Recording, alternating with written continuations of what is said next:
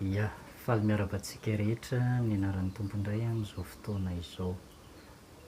Zavatra anankitelo no tiako zaraina amintsika mba hitomboantsika amin'ny fahasoavana.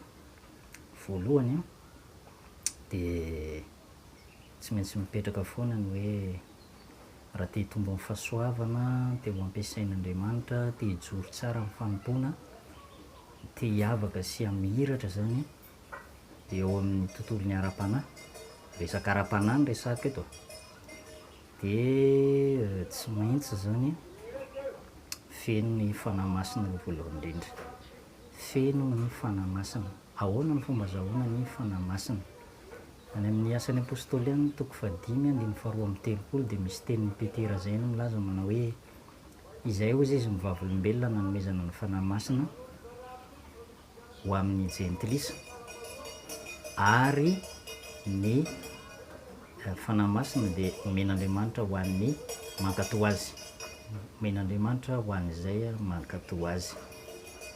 Ia, olona manao filazana moa zany resaka fokontany zany ambadika amin'ny kapokapoka vilany misy somary misy lakolosy kely zany raha azo atao mataitra zany fa mifatoa tsara.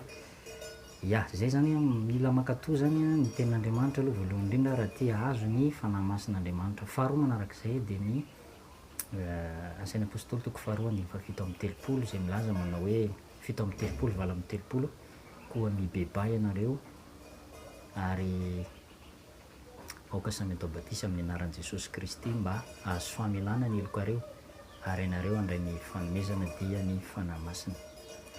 Tokony ho feno fanahy masina zany ny olona anankiray raha te hitombo amin'ny fahasoavana. Feno ny fanahy masina, tadiavo ny fanahy masina.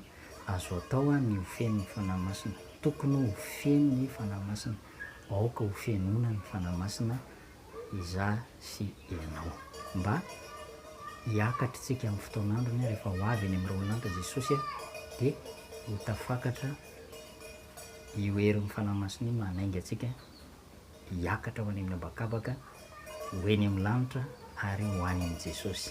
Raha ho tsisy fanahy masina zany dia tahaka ny fieritsinina dimy adala, tsy afaka miainga fa tavela.